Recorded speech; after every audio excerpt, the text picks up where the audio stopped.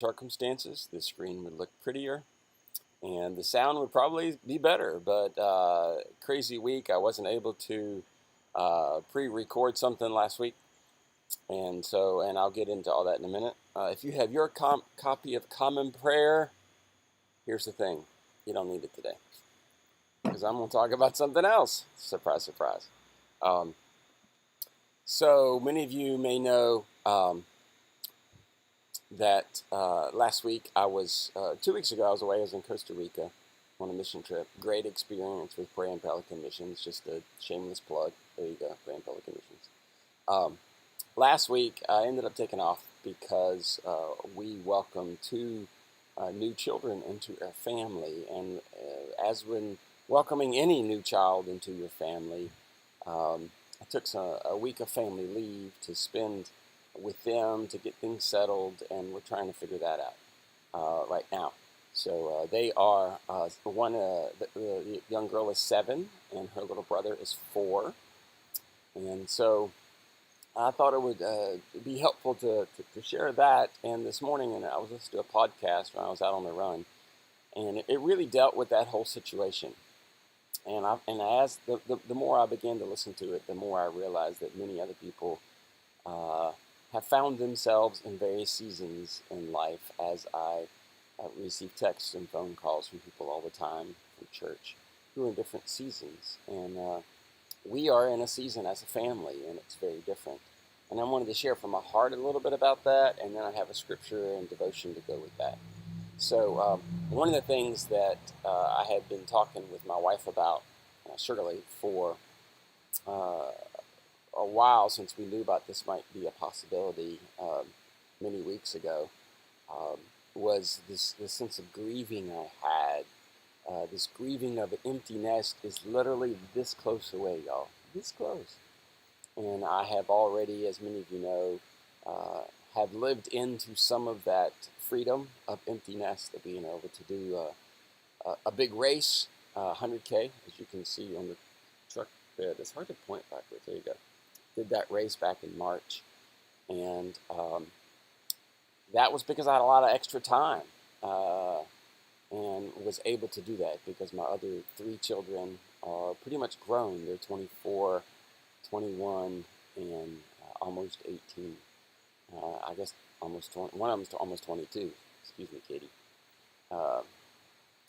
So anyway, that was a season where I had time where if I wanted to get up and go run for 2 hours, 4 hours, 6 hours, whatever, I could just up and go. Well, this past week, you can throw running out the window. It's one thing to have children. It's another thing to have children who come through the foster care system. We've been foster parents for years, and these children come with a unique set of circumstances around them, which is why we have chosen to open our home as a safe place for them.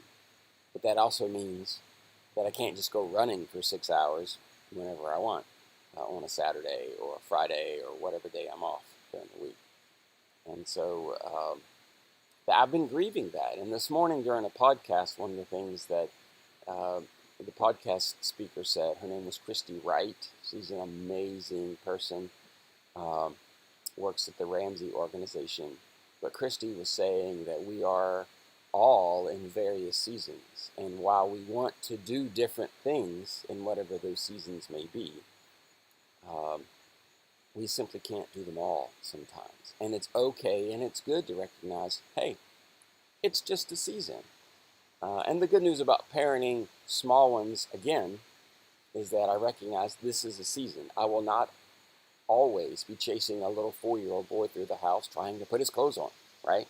I will not always be installing car seats and cleaning sand out of the bed for the entire week because you went to the beach. That is a very short season. It can feel like eternity, yes, but it is a short season. And so my running days will be shorter. It'll be 30 minutes instead of 6, 8, or 8 hours out in the middle of the woods somewhere, and who knows where. So that reminded me of a scripture that I wanted to share. It comes from Ecclesiastes, chapter 3. And I'm going to read it out of the Message. mainly because it's the Bible I have at the house on the bookshelf, and obviously I'm at the house. So hear this passage from Ecclesiastes and reflect on what season you are in right now. And what does that mean for you, and how does the scripture speak to that? There's an opportune time to do things, a right time for everything on earth, a right time for birth and another for death, a right time to plant and another to reap, a right time to kill and another to heal, a right time to destroy and another to construct, a right time to cry and another to laugh, a right time to lament and another to cheer, a right time to make love and another to abstain, a right time to embrace and another to part, a right time to search and another to count your losses, a right time to hold on and another to go on, a right time to rip out and another to mend, a right time to shut up and another to speak up, a right time to love and another to hate, a right time to wage war and another to make peace. But in the end, does it really make a difference what anyone does? God made everything beautiful in itself and in its time. But sometimes it feels like he leaves us in the dark. So we can never know what God is up to, whether he's coming or going. I've decided that there's nothing better to do than to go ahead and have a good time and to get the most out of life. That's it. Eat, drink, and make the most of your job. It's God's gift. Those words spoke a lot to me this morning as I heard that podcast, and I hope it speaks a lot to you today in whatever season that you're experiencing as you begin your day. Maybe you're finishing your day if you're watching this in a replay. But I hope that God blesses you, and I hope that you are looking around for God's blessings, because whatever season you are in, I assure you God's blessings are there. God is walking with you. He is present with you, whatever season it is. Have a wonderful day. Next week, we should be back on schedule.